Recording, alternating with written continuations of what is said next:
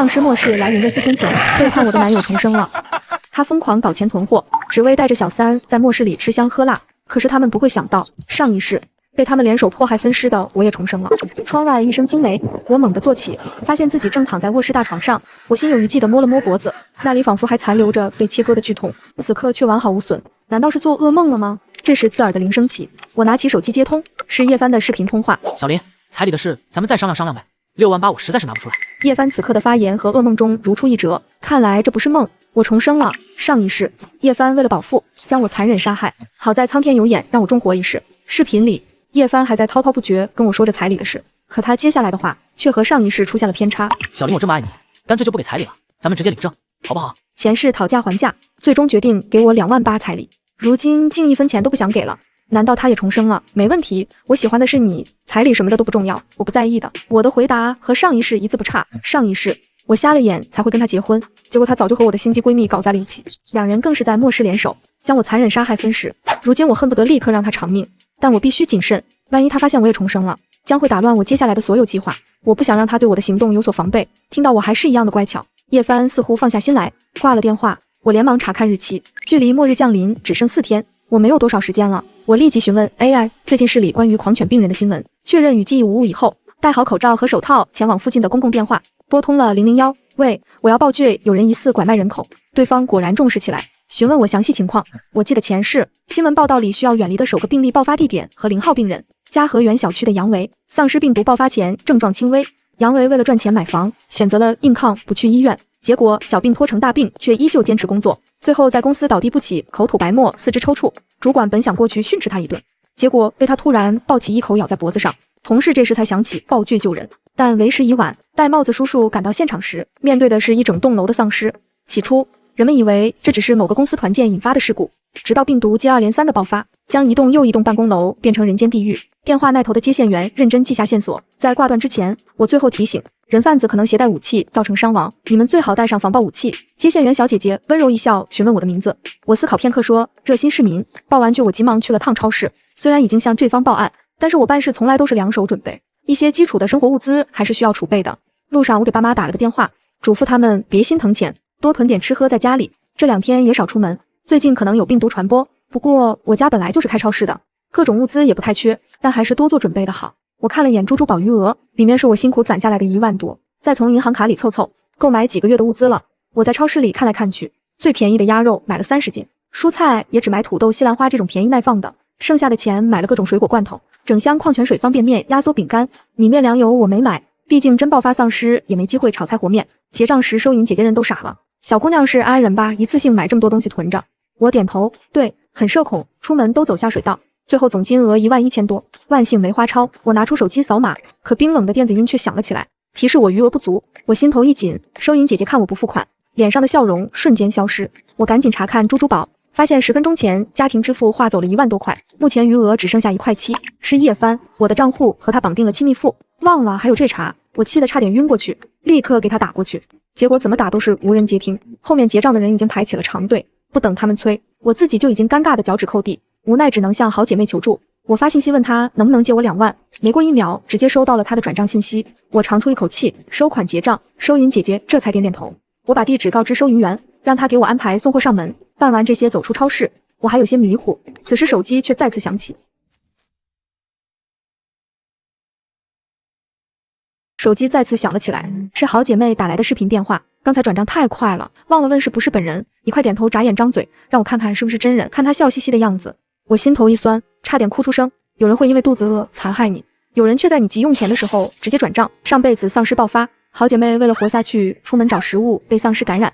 又一次看见她红润的脸，我心中五味杂陈。上辈子选择跟叶帆在一起，却忽略了身边的好姐妹。姐妹看见我流泪，顿时慌了，赶忙向我解释，你别哭啊，我没有怀疑你的意思，跟你开个玩笑嘛。我擦干眼泪骂道，你真是实心眼。转账完了才想起来打电话，我买了东西送到你家，等会儿我去收拾一下，这段时间都住你家。超市很快送货上门，我和工人一起将物资一箱一箱搬上楼。姐妹呆住了，挠头问我怎么回事，是不是又要封城？我累得直喘气。等把物资分门别类放好，已经饿得眼冒金星。今天从起床到现在还没吃上一口东西。吃货姐妹一听我饿了，立马拉着我去吃火锅。鲜羊肉下锅一涮，再蘸上酱料塞进嘴，我的眼泪再次不争气从嘴角流下，太好吃了！末世几个月忍饥挨饿，我做梦都想吃上一顿涮羊肉。看我这副模样，好姐妹心疼坏了，以为我生活压力太大，吃完就拉着我去逛街买东西。我趁她试衣服的时候，再次来到公共电话前，向接线员询问进度。结果我刚表明身份，接线员小姐姐的声音就被切成一个浑厚嗓音的中年男人。你好，你刚举报的可不是什么简单的人口拐卖，杨维出现了类似狂犬病的发狂病症，目前发病原因无法查清，你是不是知道些什么？我思索片刻，谨慎回答道：这不是狂犬病，而是能够劫持大脑的烈性病毒，感染后12小时内病毒就会被激活，把活人变成只会咬人散播病毒的怪物。解决他们的唯一办法就是爆头。杨维不是唯一的感染者，一旦病毒开始集中爆发，一切就都来不及了。中年男人嗯了一声，表示他们会加强监控。这类说辞我无法接受。重活一世，我要让所有人都不重蹈上一世的悲剧。明晚3号线朝阳地铁站、碧水集团办公大楼以及市医院住院区都会出现病毒爆发，如果不早些行动，5天内全市都将瘫痪。听我说的如此详细，对方顿时更为重视。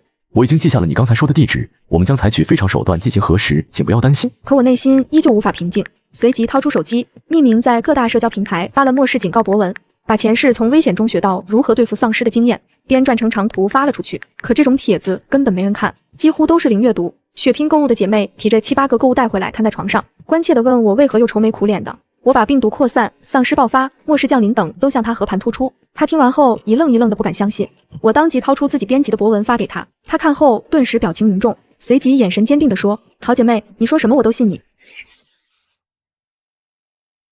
这是我匿名编辑发布的，为的就是引发热度，让所有人重视。但现在博文几乎无人观看，掀不起什么大浪。姐妹眼珠一转，当即拿出自己的粉头账号，买了一大波水军，又把视频分享在一条街头小混混斗殴的视频下面，一群人打得凶残，又招来了帽子叔叔和救护车，配合上水军的发言，帖子顿时有了热度。打架也不至于咬人吧？这看着跟丧尸一样，等风控出来再囤货就晚了。有备无患，你不信无所谓。反正我把楼下商店最后的饮用水买了。这一句句评论声情并茂，很快就引来不明真相的路人追问。我满意地点点头。接着姐妹又帮我买了推广，在众多评论下面有2条格外扎眼。昨天我有个同事忽然发狂，想咬我们老板，还好帽子叔叔来得及时，把他和几个伤者带走了。我是市医院的护士，今天早上隔离区的确被封锁了。这2拨人和水军真真假假吵成一团，说什么的都有。帖子的评论顿时暴涨，一时间竟然成了热门话题。这回轮到姐妹害怕了。小林，你说的丧尸是真的吗？我看她害怕，当即伸手在她背上拍了拍，安慰她有我在，一切都会没事。看我神情严肃，姐妹又反过来宽慰我，你最好是真的，不然造谣会被抓进局子的，我就成了共犯了。我抓紧她的手，向她坚定地笑了笑。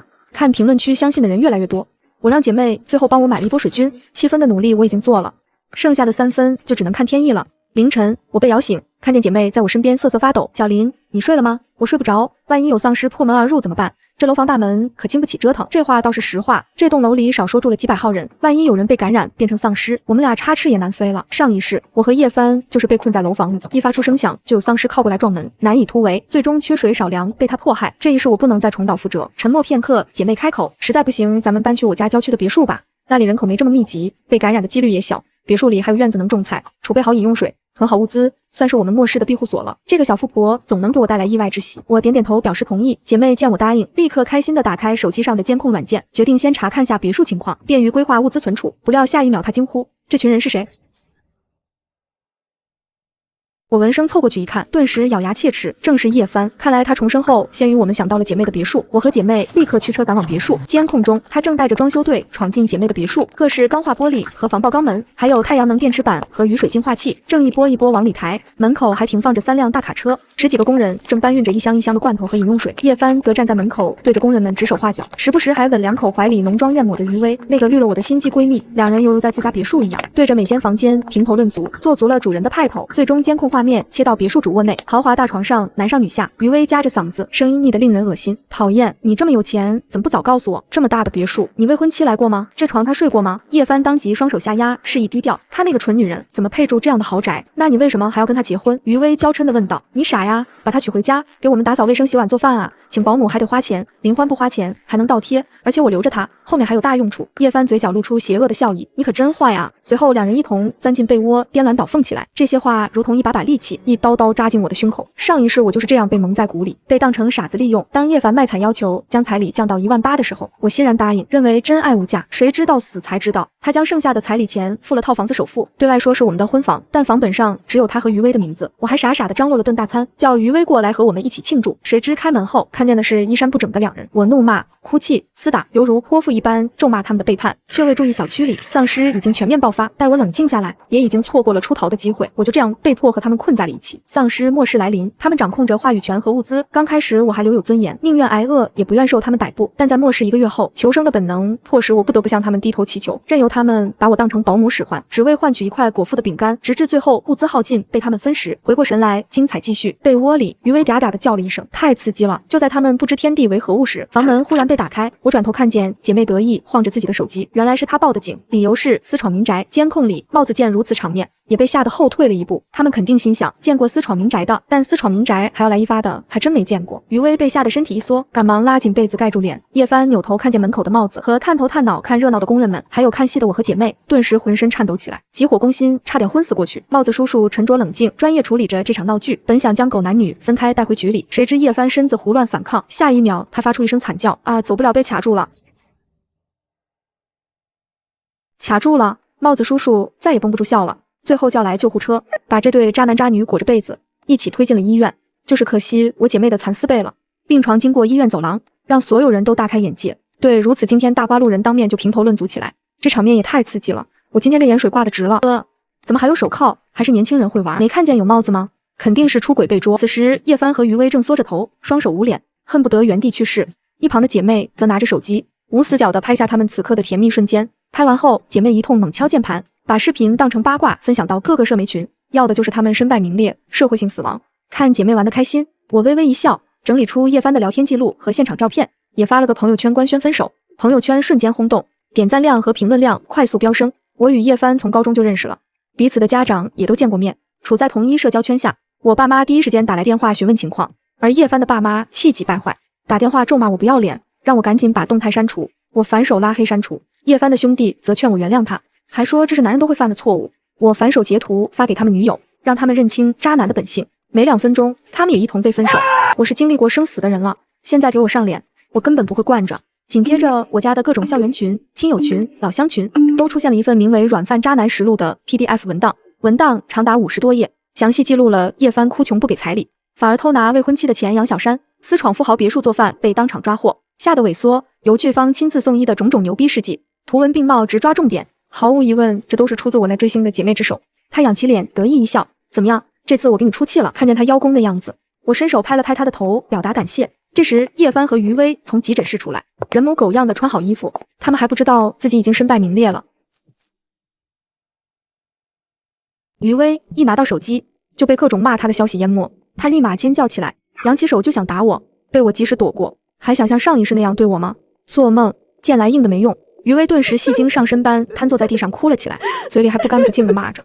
对此，我只是拿出手机，把他现在的丑态录下来，又发了个帖子。平时那么喜欢哗众取宠，这次我就帮你好好露露脸。叶帆在旁边看呆了，从始至终也没想着帮余威出气。他平时极好面子，不爱装叉，出门都要收拾得人模狗样的，穿西装打领带。如今光屁股的视频被传得满天飞，当即一股气没顺上来，仰头昏死过去。余威哀嚎一声，还想爬过去看叶帆怎么样，被我一把揪住头发摔在一边，然后上去就是对叶帆一阵连环大耳刮子。喜欢刺激是吗？我让你刺激到底。叶帆被我扇得脸颊通红，全是手掌印。他没想过一向温顺的我，竟能有如此强悍的一面，疼得连连摆手求饶。老婆你别扇了，我错了，我真错了。不容他多说，我顺势拿起旁边的一杯热水泼在他脸上，警告他，你老婆是余威那个小可爱，再乱叫我把你舌头拔了。两人被我的架势吓到，余威半躺在地上捂脸痛哭，这让我怎么做人啊，我不活了。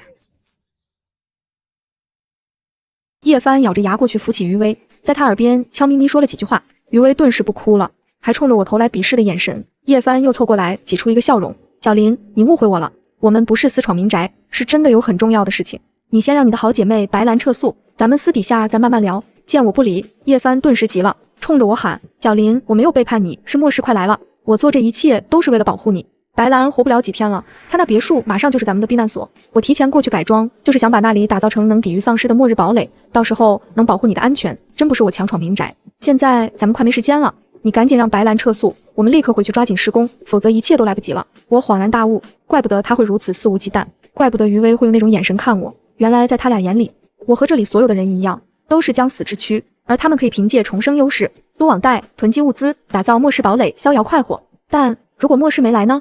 按照叶帆的计划，他们知道自己将面临什么后果吗？既然如此，我当然要好好的帮帮他，而这也正是我报复他的计划，阻止末世来临，让他倾家荡产，被放贷机构讨债。想到这，我不禁冷笑，表面则淡定回答：原来马上就要末世啦！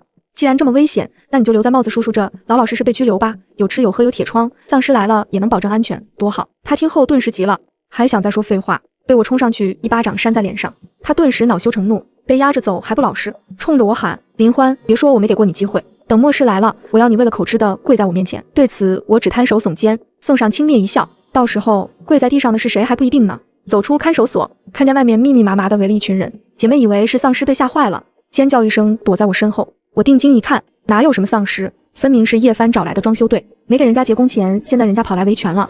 但这是叶帆造的孽，与我们无关。我拉起姐妹径直向前走去，忽然一个工人倒在了地上，口吐白沫，浑身抽搐起来，是丧尸。我赶忙拉起姐妹往回冲，躲进看守所。等帽子叔叔闻声冲出来时，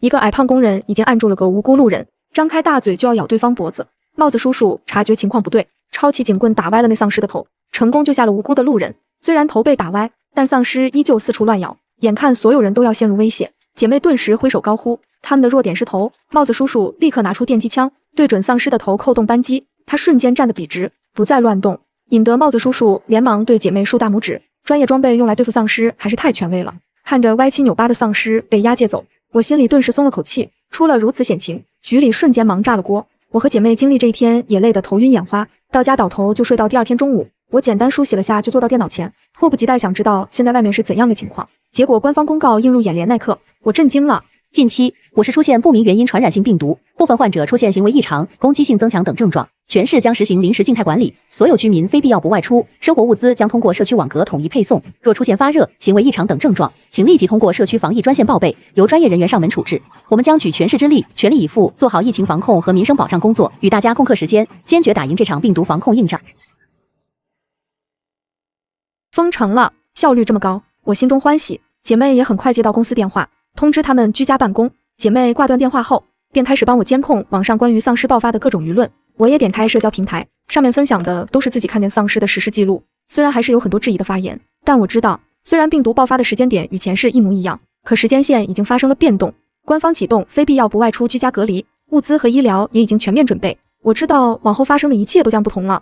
就在这时，我的手机铃声响起，是我妈打来的。在这种时候，妈妈总是第一时间想起我，但我更担心她和爸爸。在得知爸爸已经把超市所有物资都搬到了家里，水电也正常供应的时候，我才稍稍放下心来，嘱咐他们二老一定要照顾好自己。就在这时，姐妹急匆匆跑了过来，扑进我怀里。显然她看见网上官方的封城公告，忐忑地问我丧尸末世是不是真的要来了。对此我却坚定地摇头，我坚信我说过的那个末日一定不会成真。看到我在给爸妈打电话报平安，姐妹才想起给她父母打去电话。此刻他们正在国外旅游，但是官方发布了限制入境公告，好在她家有超能力，在哪里待上几个月都是没问题的。这时候我们这边情况暂且不明，他们也还算安全，反而他们更担心我们。说着就要派遣公司护卫队来保护我们，不过我们也早有准备，展示了我们充足的物资和武器后，二老才放下心来，挂断电话。此时正是中午12点27分，前世丧尸爆发，赶在这个时间点，中午正是小吃街人员密集的时候，无数人挤在街道上，无一幸免，全被感染。病毒也是在这里得到了最快速和最大范围的扩散。可这一世，所有的街道都空无一人，餐馆打烊，商店闭门，外面静悄悄，毫无丧尸痕迹。我赶忙让姐妹测试了一下水电，如果不能用，那就意味着社会基本秩序已经开始崩塌了。不过万幸，一切都是正常供应，看来基础设施的维护都在继续，社会的秩序没有崩塌，末日暂时还没来。时间不停流逝，我眼睛时刻盯着街头，直至太阳落山，手不停地刷新着网络，想找到关于病毒爆发的一丝丝迹象，因为我也不确定丧尸爆发能否被阻止。终于在某个不起眼的社群帖子下，看到了个令我触目惊心的视频。有一家三口因没能及时看到风控消息，在去超市的路上，被一只刚被病毒感染变异的丧尸发现。父亲抄起路边的摩托车头盔，顽强斗争，给妻儿逃生的机会，最终被丧尸咬到了手。而他在变成丧尸的那一瞬间，毫无理智地扑向了自己最爱的妻儿。还有不重视官方通知，硬要前往公司的牛马们，在去上班的路上被丧尸撕咬。幽默的是，这人在变成丧尸后，凭着本能摸向了老板的家。也有刚毕业的大学生，在求职的路上惨遭丧尸啃咬，成了没有思想的行尸走肉。接着往下刷，我又看见了无数哭诉失去了丈夫、孩子的帖子，看着一桩桩悲剧，我内心一阵绞痛，同时也恨他们为何如此不听话。我必须再尽力些，救下更多人。就在我低头思考对策的时候，姐妹忽然在我背后拍了拍：“小林，你的帖子热搜第一啊！”我看着她的手机，上面热搜第一的帖子正是我之前发的丧尸求生指南，里面详细列举了丧尸的弱点和一些自救准则，分享出来也是为了以防万一，让人们在末日来临时多一分自救的希望。没想到还真起作用了。首先，丧尸病毒主要集中在丧尸的头部，而丧尸肢体僵硬，如果可以使用垃圾桶、摩托车头盔、编织袋等套在丧尸头上，可极大降低威胁。二、丧尸智力退化，跳跃能力减弱，若可以，尽量爬上一些陡峭的高地，甚至树上，都是不错的应急自救办法。三、丧尸的嗅觉和听觉都很灵敏，但视觉退化，无论是喷香水还是降低行动声响，只要不被丧尸感知到，就能安全躲避。最后，适者宜役，生者自强，相信上面我们一定会渡过难关。在这个帖子下面，我看见了无数分享经验的网友，他们的想法天马行空，但却让我看见了希望。有人把家中贮备的豆子倒在了楼道里，让上楼的丧尸全部滑倒滚下楼梯。还有人拿出了自己的头戴式耳机，把里面的音乐调到最大，说是给丧尸戴上以后效果非常好，让他们彻底失去了行动方向。而网友们也从最初碰到丧尸的惊恐和无助，变得积极想办法自救。在网友分享的各种实战经验中，认为丧尸不再是不可对抗的。看到这我心安了不少。吃着姐妹下厨做的宫保鸡丁盖饭，我点开本栋楼的业主群，看到大家正在互相分享物资。末日之下，温情仍在。有人的孩子发了高烧，楼下的大哥立刻冒着风险把自家的退烧药送了上去。可惜这只是我们小区而已，别的地方就不一定了。在姐妹的别墅区业主群里，一个全职太太发消息求助，说家中做饭都是现买现做，如今过了饭点，没有囤粮，一家人都饿得不行了。别墅附近没有饭店，外卖也不可能再送了，她不知道自己该怎么办，只能上网求助。看见这条消息，业主群顿时有人共鸣，说他家也没有存粮，想问问有没有人可以给点吃的，自己有钱可以高价买。但令我没想到的是，求助的业主竟然还不少，都在群里发消息，表示可以高价买食物。还有人表示他在风控消息出来前就去商场了，结果商场竟然什么吃的都没有，干净的就像被洗劫了一样。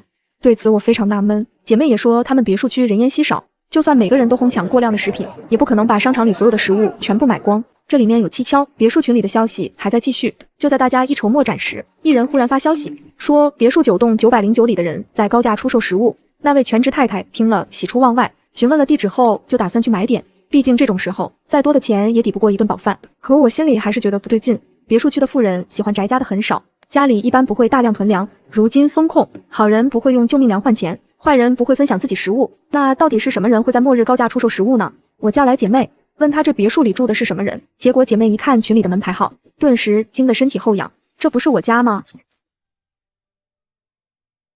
我们赶忙打开监控，里面的画面让我和姐妹倒吸一口凉气，又是叶帆，画面里她和余威虽一脸疲态，但看起来十分兴奋，原来在特殊时期还想着敛财的人就是这对渣男渣女。姐妹气得浑身发抖，掏出手机打算再次报警，但这次再无人接通了，毕竟如今丧尸爆发，他们要处理的紧急事情太多。无奈我和姐妹只能静观其变，我发誓等灾难过去，一定要让他们受到制裁。而监控里的视频全是证据，我要储存好。但监控里这两人相处的似乎也并不和谐，余威神色慌张，看着害怕极了，一直在对着叶帆指指点点，就算我们要逃出来，你也不能打帽子叔叔吧，我现在就要跟你分手，你想死别拉上我。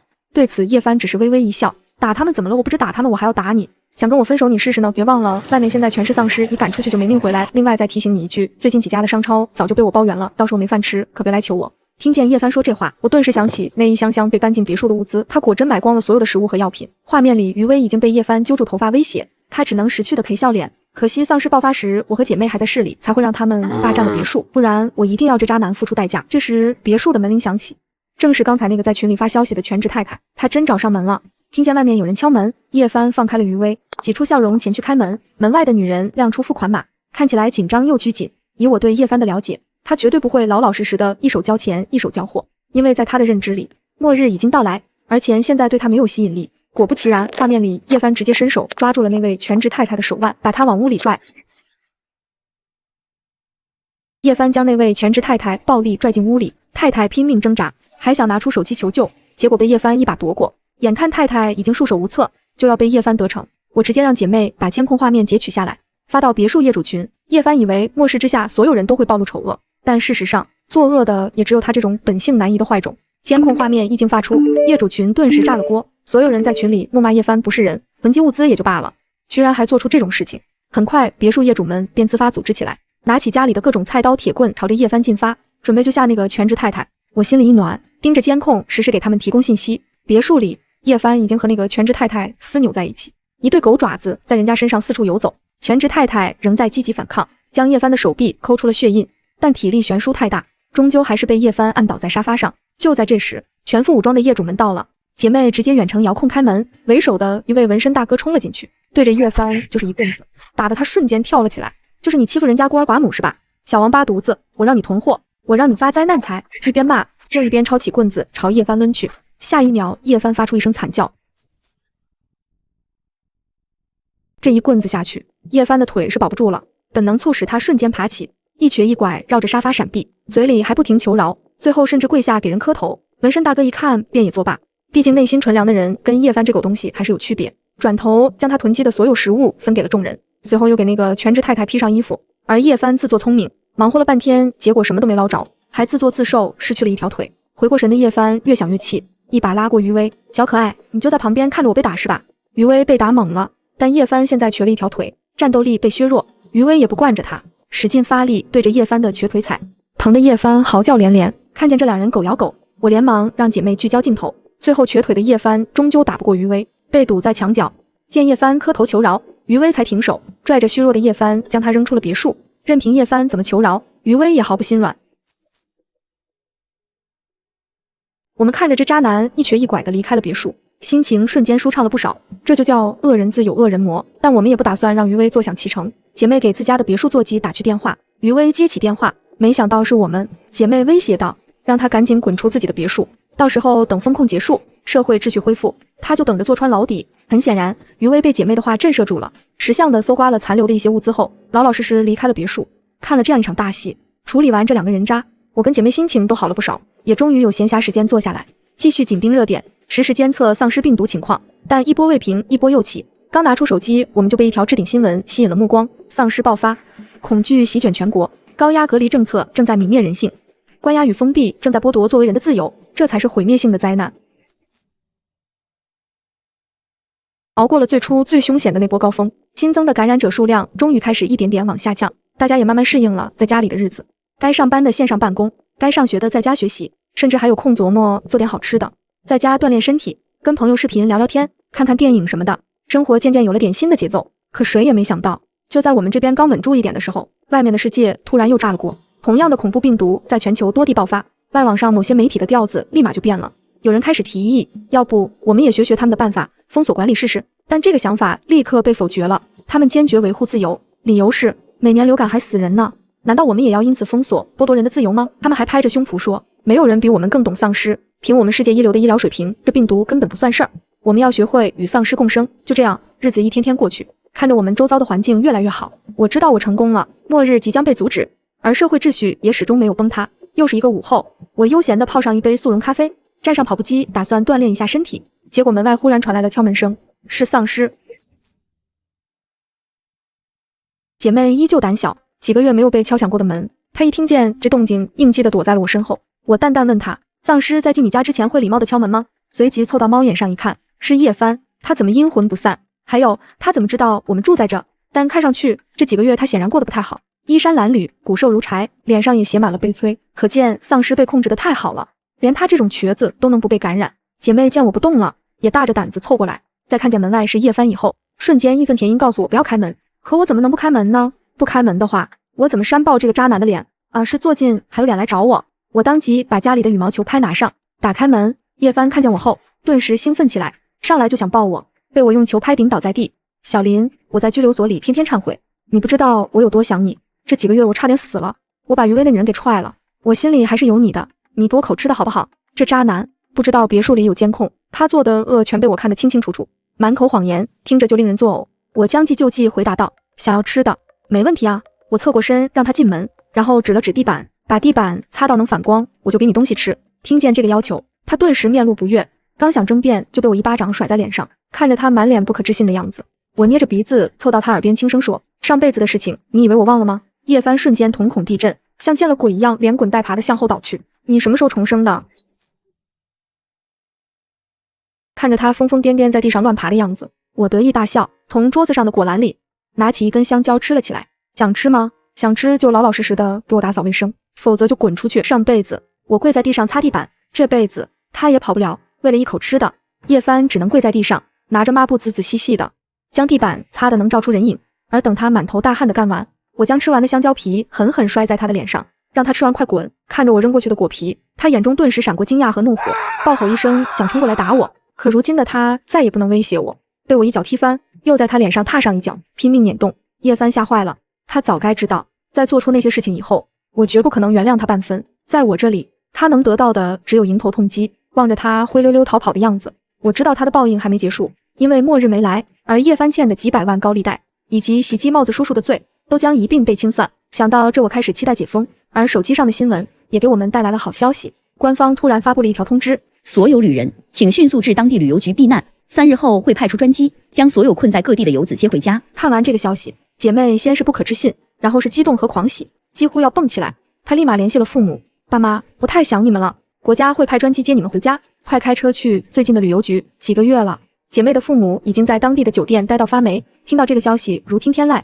所有在国外水深火热的国人也都收到了大使馆的短信，他们眼里燃起了希望。所有人都带上仅剩的弹药和口粮，小心翼翼地贴身放好护照，冒死来到危机四伏的街道上，跳上车子猛踩油门，一路狂飙到大使馆。登机当天，所有人都满怀激动，排队通过安检。安检人员忽然目光一凛，揪住了一个人的袖子。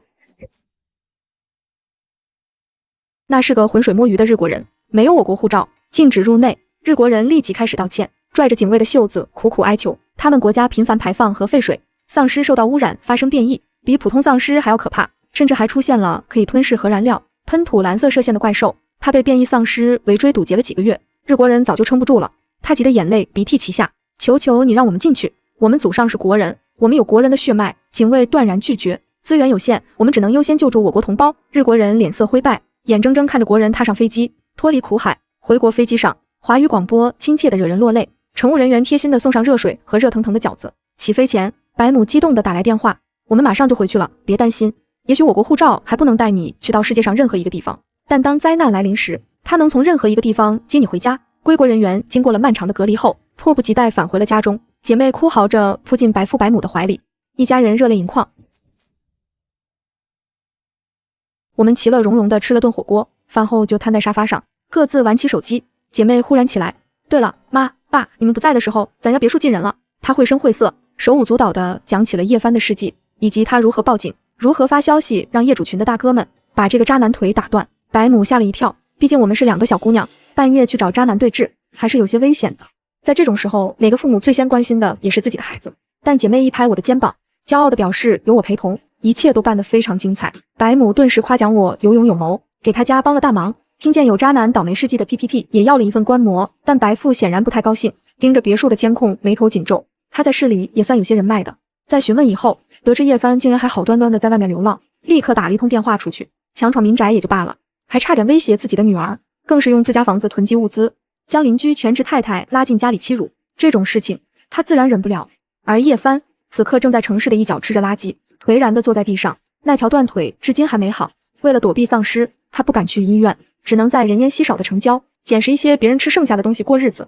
毕竟社会如今依旧井然有序，食物也并不缺少。而叶帆还不知道，一些地方的丧尸已经被消灭干净，甚至开始逐步放开。就在叶帆愁苦下一顿吃什么的时候，几辆警车直接停在了他附近。看见警察，他顿时喜笑颜开，瘸着腿走了上去。警察同志，我的家被丧尸毁了，如今只能当流浪汉，已经快饿死了，你们是来救我的吗？确认是叶帆以后，警察直接将明晃晃的手铐铐在了他身上。叶先生，你很快就能吃上牢饭了。叶帆涉嫌袭警、非法集资、强 X、抢占他人资产等重罪，涉案金额数百万，影响恶劣，判有期徒刑15年，并赔偿白家20万，赔偿我8万6千。他父母气得当场中风，老两口掏空积蓄凑的结婚首付全赔光了。等待庭审的日子，叶帆红了眼，在法庭上大放厥词，辱骂法官，如此丑态被人拍了下来，发到了网上，立刻引来了网友的群嘲，说他反社会人格。也有网友将他一个人扫荡好几个超市，囤积居奇不留活路的事情爆了出来。如此光辉事迹，骂他的帖子顿时爆火，转发的人太多，很快有人认出叶帆就是钥匙卡段事件主角，将姐妹制作的 PPT 在帖子下疯传，叶帆和余威的捉奸视频也传得全网都是。这次他是真的成了顶流，一些人一辈子上不去的热搜，叶帆上到了第7，被全网谩骂叶帆狗急跳墙，在公开庭审直播上朝我泼脏水。为什么末日没来？是林欢这场灾难都是林欢干的病毒，是林欢研发的。这言论在网上掀起了轩然大波，叶帆知道我的账号 ID， 细心的网友立刻发现那条末日之前的预警帖是我发的。叶帆揭发我是病毒制造者，又说我是他的未婚妻，引起了很多不好的联想，网络顿时一片哗然，各种标题夸张的帖子被起了出来。预警末世的人竟然是末世发起者，这背后究竟是道德的谴责，还是满足一己私欲？舆论瞬间反转，我成了众矢之的，大家压抑许久的情感也有了释放的地方，纷纷在我的帖子下留言骂我，说看清了真相。有人说我是穿越者，有人骂我没早封城害死人，我的信息更是被人曝光，手机被打爆，私信几千条，还收到蟑螂、死猫、丧尸头之类的恐怖快递，还有人在我门外泼脏水。知道真相的人震怒了，自发帮我清洗，在网上跟别人解释，姐妹一家也在身边鼓励我，多谢我帮他们驱逐叶帆，他们一定会想办法替我洗清冤屈。大妈也专程从老家飞过来安慰我。随着真相大白，更多人开始在网上向我道歉，我感受到全世界最温暖的善意。有一天，一个穿正装的严肃大叔敲开门，敬了个礼。林欢同志，经过严密的调查，网络上对你的指控都是不实谣言。你在本次国际性突发公共卫生事件中做出重大贡献，挽救了无数人的生命，我国不会辜负任何一位英雄。组织决定授予您华夏勋章，邀您赴京参加颁授仪式。我的冤屈彻底被洗清，官方的公告也发了出来。一旦激起千层浪，很多网友看到公告，只有一句话：网上的质疑太多，官方不得不站出来，公开了我的2次爆剧记录，并直言不讳，是我提供的线索，直接促成了上面风控管理的决策，间接拯救了数亿的生命，他的贡献难以估量。将来低调的宣传部也发了声，是我同志的勇敢谏言，上面的正确决断，无数基层人员的艰苦付出，让这场重大灾难消匿于无形，让人民的生命财产安全得到保障。网友大为震撼，纷纷转变风向，发言支持我。原来除了末世预警贴林欢，还做了这么多，还真的我哭死。听说于小雨还被人泼油漆了，这都什么白眼狼啊！心寒为众人抱薪者，不可使其冻毙于风雪。这方就没什么说法吗？几天后，叶帆锒铛入狱，如今他只能瘫在病床上，因为他的另一条腿也被人打断了，脸上更是被揍肿了好几块。这种欺辱妇女的人渣，即便是在监狱里，也只是最底层。而电视里正播放着事件，里面是我站在金色的领奖台上，在一片鲜花与掌声中被授予荣誉勋章。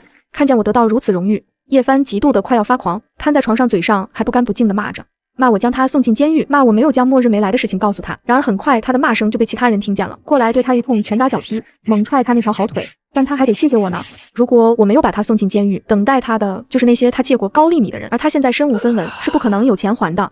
3个月后，全国妇产复工，危机彻底解除，整个社会逐步恢复了运转，医疗队伍整装出发，前往邻近地区提供人道援助。半年后，针对那种特殊异变的预防制剂研发成功并投入使用，在确认安全有效后，执行特殊任务的队伍优先接种，随后被派往感染最为严重的区域执行清理工作。这场全球性的灾难造成了深远影响，据不完全统计，世界人口结构发生了重大变化，许多小国消失在了地图上，国际交流的语言格局也随之改变，华语在国际交往中的地位显著提升，变得更加通行。大家再也不用累死累活地学习英语，只要掌握好华语，就可以畅行世界。原有的世界秩序经历重塑，持有我国证件的公民，如今能更便利地前往世界各地。许多人因此走出了熟悉的环境，见识了更丰富多元的文化和广阔的天地，不再局限于打苦工和住出租屋，开始在全球范围内探索新的机遇和可能。除了叶帆和余威，当初余威被捉奸的视频传得沸沸扬扬，满城风雨。原本要发疯的他，被叶帆一阵末日预言劝下来。他原本以为大伙没几天好活了，到时候让那些转发视频的人都跪在自己脚下。但很可惜，现实很残酷，末日没来，解封以后，活还是照旧，该上班上班，该吃饭吃饭。但余威的生活却彻底变了样，他硬着头皮重返职场，刚进公司就感觉气氛怪怪的。同事们看他的眼神都透着股异样，就好像他身上带着什么见不得人的东西似的。他走到哪，背后都有人窃窃私语，那些小声的议论就像针一样，一下下扎在他的心上。有一次，他去茶水间泡咖啡，刚走进去，就感觉有个身影靠了过来，他还没反应过来，就有一只手捏上了他的肩膀。那力道大的让他生疼，他惊恐地转过头，看到一个男同事正一脸坏笑地看着他。他刚想开口呵斥，另一只手又摸上了他的腰部，他拼命挣扎，可那男同事却越发放肆，甚至有一次还差点把他强行拖进洗手间。余薇实在受不了这样的环境，一气之下辞了职。他躲在家里，整天以泪洗面，觉得自己的人生彻底完了。而他的父母呢，不但没有安慰他，反而对他指责个不停。他们觉得余薇不知羞耻，给家里丢了脸。余薇听着父母的指责，心里就像被刀割一样疼。他那些同学表面上装作很关心他的样子，一个个跑来嘘寒问暖，可实际上都是想从他嘴里套出点八卦，好拿去当做茶余饭后的谈资。余薇觉得自己就像一只被困在笼子里的小鸟，四周都是冰冷的墙壁，没有一丝温暖和希望。她整日沉浸在痛苦之中。就在余薇陷入最绝望的深渊时，一个男人出现了。那男人就像一道光，照进了她灰暗的世界。他长得温文尔雅，说话轻声细语。他每天都会给余薇发消息，问她吃得好不好，睡得香不香，告诉她生活还有希望，一切都会好起来的，自己不介意他的过去。余薇渐渐被这个男人的温柔所打动，她觉得自己终于遇到了真爱，开始重新燃起对生活的希望。每天都会精心打扮自己，期待着和男人见面的那一天。当男人提出见面时，她毫不犹豫地答应了，满心期待着能和这个男人共度余生。见面那天，余薇穿上了自己最漂亮的衣服，化了个精致的妆，早早的就到了约定的地点。男人看到她，眼睛里闪过一丝惊艳，然后热情地拉着她去吃饭。吃饭的时候，男人不停地给余薇夹菜，还给她讲各种有趣的故事，逗得余薇哈哈大笑。余薇觉得自己就像一个被宠爱的公主，幸福的快要晕过去了。吃完饭，男人说带她去一个特别的地方，余薇没有多想，就跟着他走了。到了地方，她才发现那是一个偏僻的小屋子。她刚走进屋子，就感觉一阵头晕目眩。原来男人给她下了药。等她醒来的时候，发现自己已经身处一个不正当场所，那里就像一个地狱，到处都是污秽和丑恶。她被一群人控制着，遭受了非人的折磨，她的身体和精神都受到了极大的创伤。她想逃跑，可每次都被抓回来，然后遭受更残酷的对待。她无数次在夜里哭泣，喊着妈妈的名字，可没有人能来救她。直到多年后，终于捣毁了这个非法窝点，余薇才重获自由。她的眼神里充满了恐惧和绝望，就像一只受惊的小鹿。当她看到来接她的父母时，两人对视许久，却都沉默不语。父母也变得苍老不堪，佝偻着身子，仿佛一夜之间老了10岁。余薇心里一阵酸楚，她想扑进父母怀里大哭一场，可却发现自己已经没有了哭的力气。后来，余薇选择远离人群，她在家做些手工活，通过网络售卖，勉强维持生计。她把自己封闭起来，不想再和外界有任何接触，就像一只受伤的蜗牛，躲进了自己的壳里。说完余薇，叶帆的下场更是凄惨。监狱里一些人对叶帆曾经猥亵妇女等恶劣行径十分不耻，他们觉得叶帆就是个败类，社会的渣子，所以也经常找他麻烦。有时候会故意把他的饭菜打翻，让他饿肚子；有时候会在他睡觉的时候往他身上泼冷水，让他冻得瑟瑟发抖。在他们眼里，叶帆就是个该死的人，不值得同情。叶帆在监狱里的日子苦不堪言，他每天都在后悔自己的所作所为，可却已经来不及了。他好不容易熬到出狱，本以为可以重新开始新的生活，可现实却再次给了他沉重的一击。他发现母亲早已离世，父亲中风偏瘫，欠下了一屁股债，躺在床上需要人照顾。他看着家里破败的景象，心里充满了绝望。结果屋漏偏逢连夜雨，叶帆一进里屋，就看见借贷的大哥带着几个凶神恶煞的小弟，正满脸怒气地坐在他家里。或者说是叶帆一家人住在借贷大哥的家里，毕竟房本早就已经被抵押了。借贷大哥身形高大壮硕，脸上横肉堆积，一道狰狞的伤疤从眼角延伸至脸颊。他身后那几个小弟个个剃着光头，身上刺着各种张牙舞爪的纹身。叶帆，你小子可算出来了，在监狱里躲了这么久，欠老子的钱什么时候还？叶帆心中一紧，下意识地往后退了一步，脸上挤出一丝比哭还难看的笑容，苦苦哀求。但借贷大哥冷笑一声，一脚踢翻了旁边破旧的椅子。几个小弟立刻围了上来，将叶帆团团围住。围在旁边的小弟立刻往前凑了2步，几个人的影子叠在一起，把叶帆圈在中间。他们眼神冷沉沉的盯着他的样子，像盯着没处逃的猎物。叶帆浑身的汗毛都竖了起来，双腿开始不受控的打颤。他还想再解释2句，刚张开嘴就撞进借贷大哥不耐烦的眼神里，那眼神里的冷意像针，扎得他瞬间把话咽了回去。空气突然静得吓人，叶帆觉得胸口发闷，像被什么东西压着，连呼吸都变轻了，脑子里一片空白，只剩下密密麻麻的恐惧，连抬手的力气都没有。我只说最后一次。借贷大哥的声音压得很低，却带着不容置疑的很近。3天后见不到钱，你知道后果。叶帆躺在地上，听着他们的脚步声渐渐远去，心中充满了绝望。他看着躺在床上昏迷不醒的父亲，泪水忍不住夺眶而出。未来的路一片黑暗，仿佛看不到一丝希望。他挣扎着爬起来，每走一步，身上都传来钻心的疼痛，但他顾不上这些了。他来到父亲床边，看着父亲憔悴的面容，眼下的当务之急是该从哪里弄到钱呢？只能先找亲戚朋友借钱度日，可大家都对他避之不及，生怕被他连累。他们看到叶帆就像看到瘟神一样，远远的就躲开了。叶帆也不是没有想过来找我，可一想到那天我用鞋底狠踩他的样子，他心里就充满害怕。我给他留足了恐惧，才避免了这个人渣再次找上我。最后叶帆无奈之下只能出去找工作，可他的恶名早已传遍四方，根本没有人愿意雇佣他。他去面试的时候，老板一看到他的简历就直接把他赶了出来，还骂他是个人渣。无奈之下，叶帆只能去做一些又脏又累的活。他去工地搬砖，每天累得腰酸背痛，手上磨出了厚厚的茧子。他去垃圾站捡废品，身上总是脏兮兮的，散发着一股难闻的气味。一旦赚到一点钱，就立刻会被借贷的大哥们抢走。可贷款是利滚利的，这辈子他都没希望还完贷款了。他已经变成了一个被世界抛弃的人，既没有未来，也没有希望。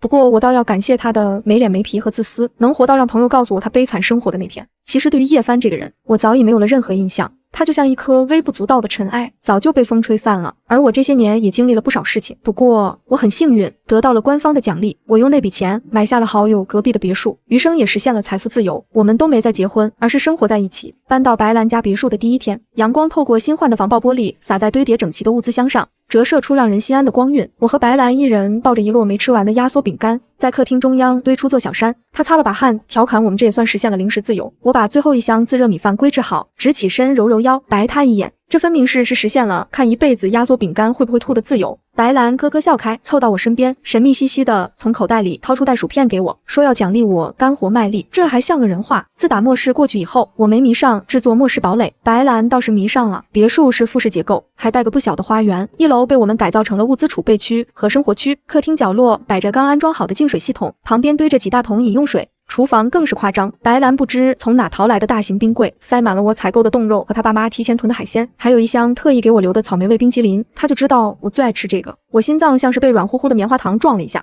前世我最后一次吃冰淇淋，还是和白兰在火锅店，那时候我们都以为会永远岁月静好。我吸了吸鼻子笑道，那得省着点吃，不然你这个草莓富翁要破产了。破产就破产，只要我家林欢开心。他冲我眨眨眼，凑过来在我脸颊亲了一下。2楼有3间卧室，我们选了最大的那间，把2张床并在一起，铺上白兰喜欢的卡通床单。他扑到床上打了个滚，抱着枕头拍着床，让我快来。我走过去，躺在他身边，看着天花板上精致的吊灯，忽然觉得很不真实。1年半前，我还和叶帆生活在末日中，现在却和最好的朋友在安全的别墅里规划着往后的日子。白兰忽然坐起来，眼睛亮晶晶的，她想把书房改成游戏室，那台游戏机还在后备箱，但末世了还打游戏。我笑笑他，可他却理直气壮的辩解，说末日下得劳逸结合，不然光守着这些物资跟坐牢没区别。这确实有道理，不过游戏室得装个隔音门，免得动静大了引来不必要的麻烦。得我首肯，白兰高兴地蹦下床，开始规划布局。看着他活力满满的样子，我觉得心里那块因为前世阴影而冰冷，变得冷酷无情的地方正在一点点融化。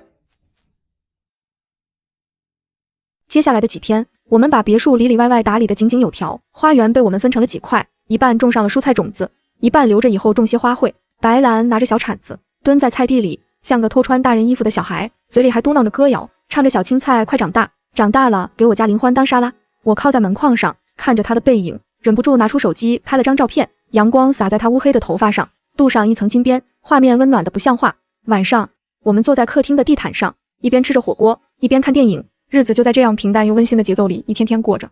我们会因为谁洗碗这种小事拌嘴，最后却总是我无奈妥协，会一起研究新的菜谱，把囤的罐头做出花来，会在深夜里窝在沙发上分享彼此童年的糗事。有一次，白兰不知从哪翻出了我高中时的照片，指着上面戴着黑框眼镜，一脸严肃的我笑到直不起腰，说我严肃的像个老古板。我直接抢过照片，凶他威胁他再笑就把他囤的冰淇淋全没收。他立刻捂住嘴，眼睛却还在偷偷笑。我看着他，心里满是柔软，真好，他还在，我们还能这样没心没肺的笑，而且我们已经财富自由，不用工作。这天，我在花园里给菜浇水，忽然发现角落的玫瑰丛里似乎有东西在动，我心里一紧，本能的拿起放在旁边的棒球棍，慢慢走过去，凑近了才发现是一只瘸了腿的流浪猫，正缩在那里发抖。白兰听到动静也跑了过来，看到小猫后瞬间爱心泛滥，小心翼翼地把猫抱起来。那猫倒是不怕生，往他怀里钻了钻。白兰不用说，只给我一个眼神，我就知道他想收养这只猫了。看着小猫可怜的样子，再看看白兰亮晶晶的眼睛，最终还是点了头。只要白兰能好好照顾小猫也可以。白兰欢呼一声，抱着猫蹦蹦跳跳的跑回屋，给它找吃的去了。我看着它的背影，无奈的笑了。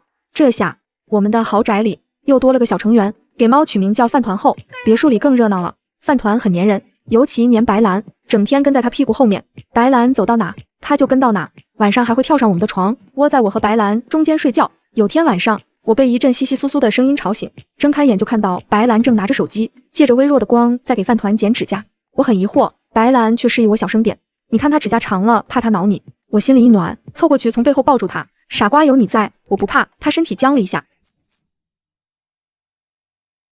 随即放松下来，反手握住我的手，林欢有你在，我也什么都不怕。月光透过窗帘的缝隙照进来，落在我们交握的手上，温暖而坚定。日子久了，有天一个网友给我们寄来了一包种子，说是特别好养活的野菜。白兰拿着种子在花园里开辟了一小块地，每天兴致勃勃地去浇水。发芽那天，他兴奋地叫我过去看，像个得到新玩具的孩子。我走过去，看着泥土里冒出的嫩绿小苗，也忍不住弯了弯嘴角，夸他真厉害，真是种菜小能手。他得意地扬起下巴，然后突然蹲下来，在我脸上亲了一下。我摸摸被亲的地方，心跳漏了一拍。这种亲密的举动在以前我们是常做的，但自从经历了漠视和背叛，我一度以为自己再也不会有这样的激动。可现在在白兰身边，一切都不一样了。这天下午，我们正在客厅看电影，忽然听到门外传来敲门声。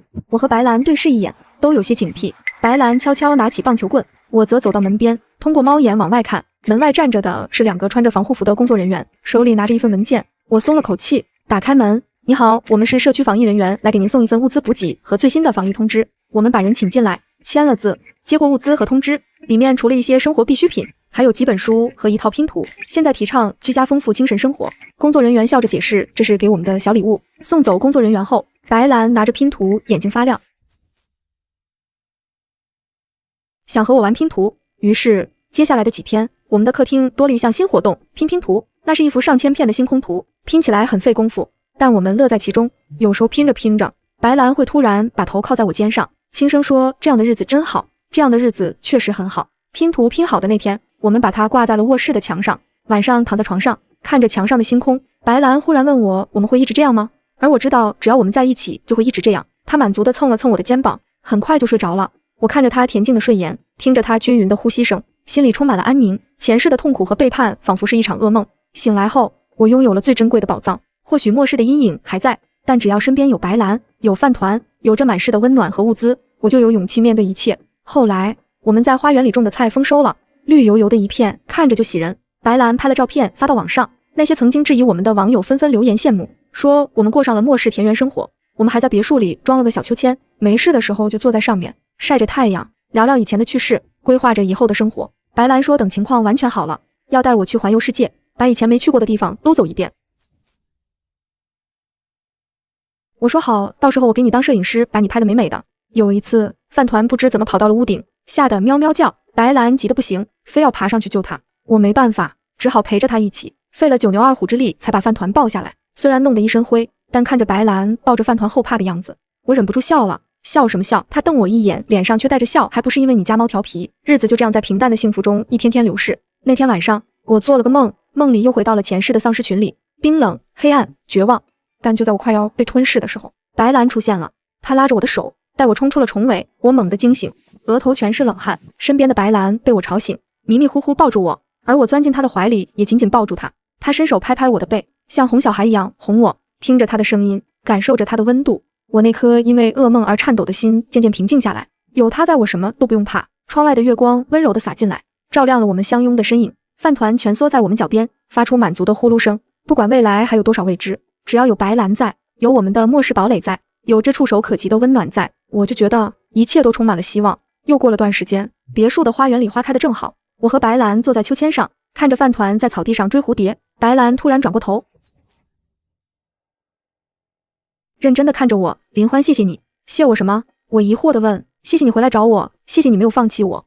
他的声音带着一丝不易察觉的哽咽。我伸手抱住他，下巴抵在他的发顶。该说谢谢的是我，白兰，谢谢你，在我最黑暗的时候变成光，把我拉了出来。我们就那样抱着，很久很久。风穿过花园，带来花草的清香，也带来了安稳的气息。白兰的爸妈来看我们时，看到花园里的蔬菜和活蹦乱跳的饭团，欣慰地笑了。他妈妈拉着我的手，眼眶微红。林欢，委屈你了，以后就把这当自己家。阿姨，这里就是我的家。我看着白兰，她也正温柔地看着我。我们相视而笑。再后来，我们把别墅的一部分改造成了小型的公益站点，帮助那些在末世中受到创伤的人。白兰负责组织活动，我负责后勤保障，我们一起用自己的力量，让这个世界变得更温暖一点。有人问我们，经历了那么多，会不会对生活失去信心？我总是笑着看向身边的白兰，她也会回给我一个灿烂的笑容，因为我知道，无论发生什么，总有一个人会陪着我，一起面对。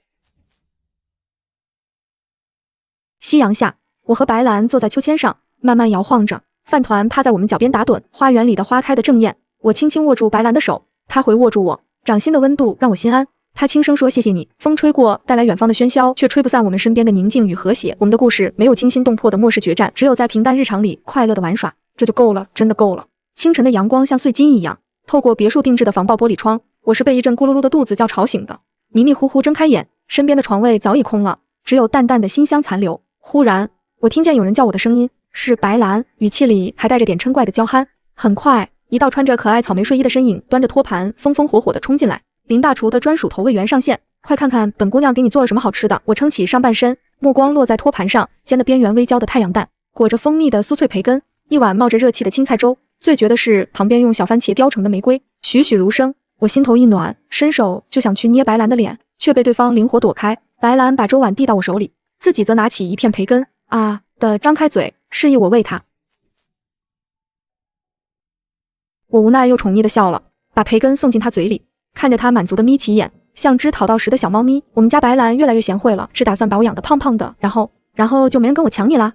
白兰抢答得飞快，又舀了一勺粥喂给我。吃完早餐，我们两人手挽手走到花园，这片被我们精心打理的园地早已是生机勃勃的模样。左边的蔬菜区里，小番茄挂满了藤蔓，一个个红得像玛瑙，黄瓜藤顺着竹架爬得老高，顶着嫩黄的花。右边的鲜花区更热闹，玫瑰开得娇艳，绣球开得奔放，几株向日葵齐刷刷地朝着太阳，像忠诚的骑士。白兰蹲下身，小心翼翼摘了颗最红的，在衣服上擦了擦就塞到我嘴里，问我甜不甜。清甜的汁水在舌尖爆开，我满足地眯起眼，很甜，比外面买的好吃10倍。下午我要和白兰去镇上集市逛逛，听说有卖那种迷你多肉的，应该给花园添点新成员。白兰拍着胸脯表示没问题，忽然又神神秘秘地凑近，说她昨天在网上买了个好东西，到时候给我个惊喜。之后我们在花园里忙碌起来，我负责修剪，白兰负责把枯枝败叶装进竹筐。阳光暖洋洋地洒在身上，微风带着花香掠过，偶尔有几只蝴蝶在花丛中穿梭。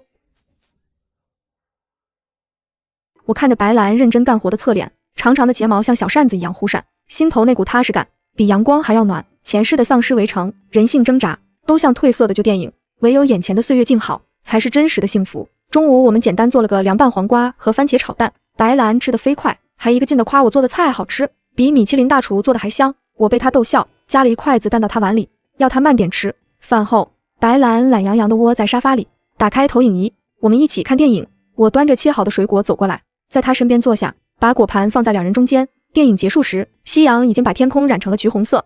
两人手拉手来到快递堆前，白兰眼睛亮晶晶地拆开一个箱子，里面居然是一套粉嫩嫩的情侣园艺工具，小铲子，小耙子上还印着卡通小熊图案。白兰举着小铲子在我面前晃来晃去，说以后咱们一起种菜，用情侣工具，多有仪式感。我看着他兴奋得像个孩子的模样，心里顿时涌出强烈情感。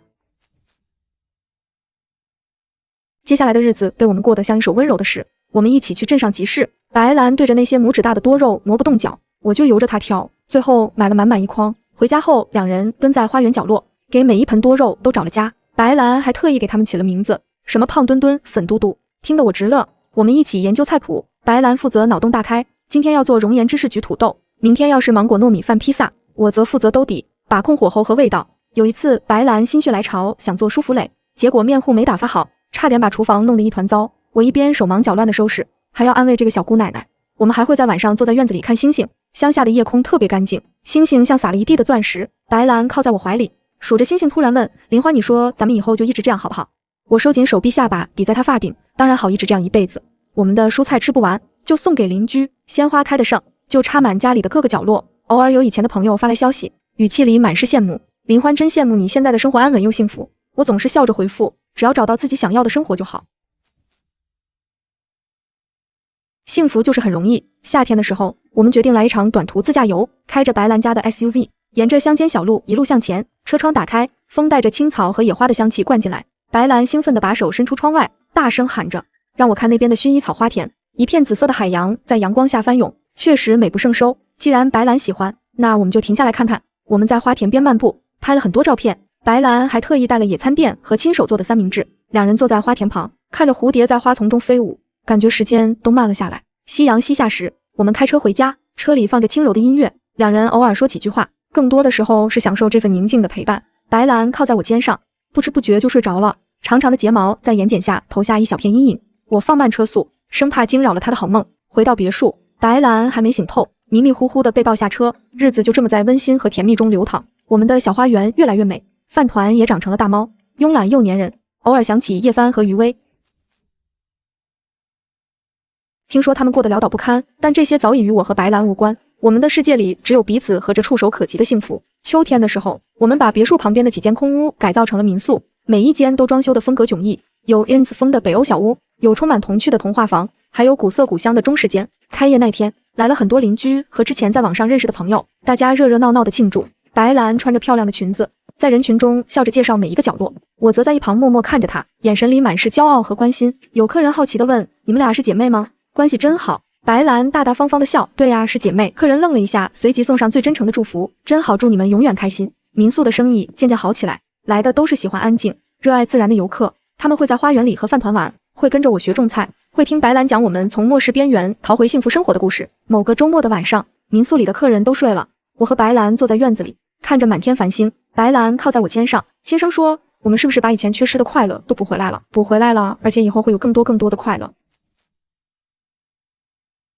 饭团悄无声息地走过来，跳到我腿上，舒服地打了个滚。白兰伸手抚摸着他的毛，忽然笑了。风吹过花园，带来阵阵花香，也带来了未来的无限可能。但我知道，只要身边有白兰，无论去哪里，无论发生什么，都是幸福的。我们的故事没有末世的惊心动魄，只有细水长流的甜蜜日常，在时光的长河里静静流淌，直至永远。后来，我们真的带着饭团去了很多地方，看过海边的日出，等过雪山的日落，在江南水乡的古镇里漫步，在西北的沙漠里看星空。每到一个地方，我们都会给饭团拍很多照片，也会给彼此留下无数充满爱意的瞬间。有人问我们，这样一直旅行不会累吗？白兰总是笑着回答，和喜欢的人在一起做喜欢的事，怎么会累呢？我则会补充一句，因为身边有他，所以去哪里都是家。我们的民宿也一直开着，成了很多人心中的世外桃源。偶尔我们会回去住一段时间，和客人们聊聊天，听听别人的故事，然后又带着饭团继续我们的旅途，直到我们再次回到那间别墅。那里已经绿树成荫，环境十分优美。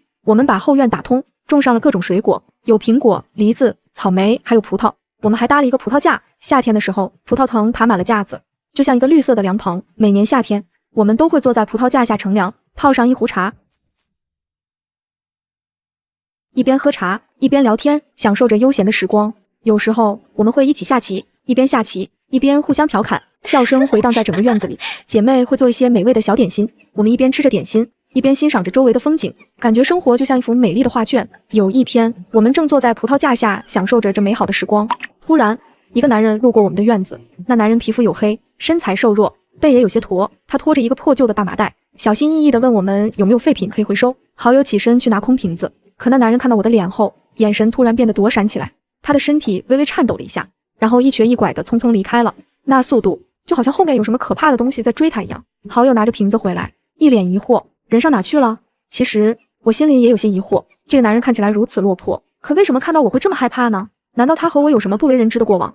不过我也没太在意，毕竟生活还要继续，我不能被这些小事影响了好心情。后来我才从别人那里打听到，原来那个男人就是叶帆。他出狱后生活过得十分艰难，只能靠捡废品为生。显然我在他心中留下的恐惧根深蒂固，让他看见我以后就立刻逃走了。